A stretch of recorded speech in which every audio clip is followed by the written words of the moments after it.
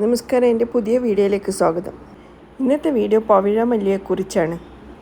രാത്രി വിടരുകയും പുലരുമ്പോൾ കൊഴിയുകയും ചെയ്യുന്ന പൂവായതിനാൽ ഇതിന് മറ്റൊരു പേരു കൂടിയുണ്ട്, രാത്രിമുല്ല. ശ്രീരാമനെയും ലക്ഷ്മി ദേവിയെയും പൂജിക്കാൻ പവിഴമല്ലി പൂക്കൾ ഉപയോഗിക്കാറുണ്ട്. രാത്രി വിടരുകയും പുലരുമ്പോൾ ഇത് കൊഴിഞ്ഞു പോവുകയും ചെയ്യാറുണ്ട്. പാലാഴി മദനം നടന്നപ്പോൾ ലഭിച്ചതാണ് പവിഴമല്ലി എന്നാണ് ഐതിഹ്യം. പവിഴം പോലെ ചുവന്ന ഞെട്ടും മുല്ലയെപ്പോലെ ഇതളുമാണ് ഇതിന്. മലയാളികൾ ഈ ചെടിയെ പാരിജാതകം എന്നും വിളിക്കുന്നുണ്ട്. സത്യഭാമിയുടെ ആവശ്യപ്രകാരം ദേവലോകത്ത് നിന്ന് ശ്രീകൃഷ്ണൻ കൊണ്ടുവന്നതാണ് പവിഴമല്ലി എന്നാണ് പുരാണങ്ങളിൽ പവിഴമല്ലിയെപ്പറ്റി പറയുന്നത്. ഇതിൻ്റെ വേര്, ഇല, തൊലിയൊക്കെ ആയുർവേദ മരുന്നുകളിൽ ഉപയോഗിക്കുന്നുണ്ട്. എല്ലാ കാലാവസ്ഥയിലും ഇത് വളരുകയും ചെയ്യും. ചോറ്റാനിക്കര ക്ഷേത്രത്തിലെ പാരിജാതകം ഏറെ പ്രസിദ്ധമാണ്.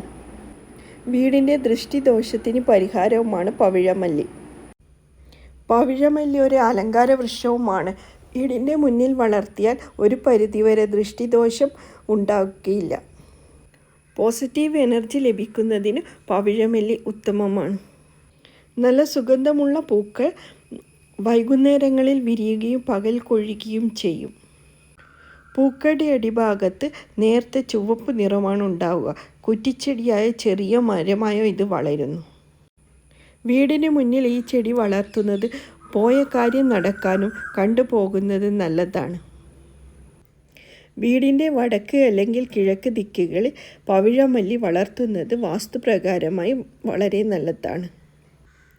ഇത് വീട്ടിൽ ഐശ്വര്യവും സമാധാനവും നിറയ്ക്കും. വീടിൻ്റെ വടക്ക്, കിഴക്ക് അല്ലെങ്കിൽ വടക്ക് കിഴക്ക് ഭാഗങ്ങളിൽ നടുക. വീട്ടിലെ ദോഷങ്ങൾ അകറ്റാനും മനസ്സമാധാനം നൽകാനും ഇതിൻ്റെ സാന്നിധ്യം നല്ലതാണ്. ഈ ചെടി ഉണങ്ങാൻ അനുവദിക്കരുത്. ചീത്തയായ ഇലകൾ ദിവസവും നീക്കം ചെയ്ത് വൃത്തിയായി സൂക്ഷിക്കുക. വാസ്തുപ്രകാരം വീടിനടുത്ത് പാരിജാതകം നടുന്നത് ഐശ്വര്യപ്രദമാണ്. പാരിജാതകം വീട്ടിൽ വളർത്തിയാൽ മഹാലക്ഷ്മിയുടെ അനുഗ്രഹം ഉണ്ടാവുമെന്ന്, സാമ്പത്തിക ബുദ്ധിമുട്ടുകൾ മാറുമെന്നാണ് വിശ്വാസം. ഇതിൻ്റെ പൂക്കളുടെ സൗന്ദര്യവും സുഗന്ധവും വീട്ടിലെ അസ്വസ്ഥതകളും കുടുംബകലഹവും അകറ്റി മനസ്സിന് ശാന്തിയും സന്തോഷവും നൽകും. അതുമാത്രമല്ല, ഈ ചെടി വീട്ടിൽ സൂക്ഷിക്കുന്നത് ദീർഘായുസ്സും ആരോഗ്യവും നൽകും. വീടിൻ്റെ വടക്ക് കിഴക്ക് അല്ലെങ്കിൽ വടക്ക് കിഴക്ക് ഭാഗത്ത് പാരിജാതകം നടുന്നത് നല്ലതാണ്. മുറ്റത്തും ഈ ചെടി വളർത്താം. വീടിൻ്റെ തെക്ക് ഭാഗത്ത് ഈ ചെടി ഒരിക്കലും നടരുത്. വീട്ടിലേക്ക് പോസിറ്റീവ് എനർജി എത്തിക്കാനുള്ള ശക്തമായ ഒരു ഉപകരണമാണ് സസ്യങ്ങൾ. വളരെയധികം പ്രാധാന്യമുള്ള ഒരു ദിവ്യ സസ്യമാണ് പാരിജാതകം. ഈ ചെടിയുടെ പൂക്കൾ പൂജകൾക്ക് ഉപയോഗിക്കുകയും ദൈവങ്ങൾക്ക് സമർപ്പിക്കുകയും ചെയ്യുന്നു. അതിവിശിഷ്ടമായ ഒരു ചെടിയാണിത്.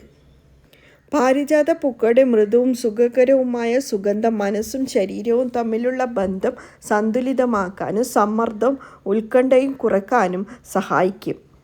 വടക്ക് അല്ലെങ്കിൽ വടക്ക് കിഴക്ക് ദിശയിൽ പാരിജാതത്തിൻ്റെ സാന്നിധ്യം ഐശ്വര്യവും സമ്പത്തും വർദ്ധിപ്പിക്കുന്നതിന് ഗുണം ചെയ്യും.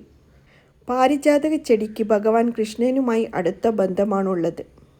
പാരിജാതകം വടക്ക് കിഴക്ക് ദിശയിൽ നടുന്നത് ആത്മീയ വളർച്ചയും മനസ്സമാധാനം നൽകുകയും ചെയ്യും. ഈ ചെടി കിഴക്ക് ദിശയിലാണ് നടുന്നതെങ്കിൽ പുതിയ തുടക്കങ്ങൾ, ആരോഗ്യം, സന്തോഷം എന്നിവയെ പ്രതിനിധീകരിക്കുന്നു. പാരിജാതക ചെടി തെക്ക് പടിഞ്ഞാറ് അല്ലെങ്കിൽ തെക്ക് പടിഞ്ഞാറ് ദിശയിൽ നടുന്നത് ഒഴിവാക്കണം.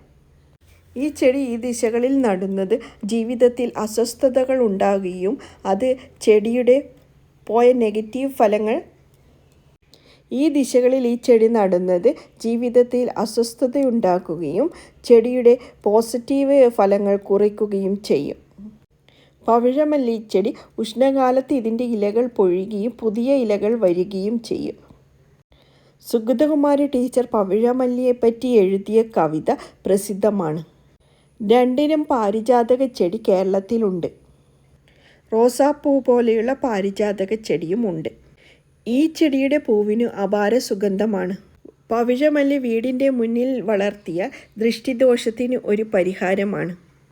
ഈ ചെടിയുള്ള വീടുകളിൽ ലക്ഷ്മി ദേവിയുടെ സാന്നിധ്യവും ഉണ്ടാകും എന്നാണ് വിശ്വാസം. വളരെയേറെ ഔഷധപ്രദവുമായ ഒരു ചെടിയാണ് പവിഴമല്ലി. വീടിൻ്റെ വടക്ക് കിഴക്ക് ദിശകളിൽ പവിഴമല്ലി വളർത്തുന്നത് സാമ്പത്തിക ബുദ്ധിമുട്ടുകൾ മാറും. കുടുംബകലഹമുണ്ടാകുന്ന വീടുകളിൽ ഇത് നട്ട് വളർത്താവുന്നതാണ്. അപ്പോൾ ഇന്നത്തെ വീഡിയോ ഇത്രയും.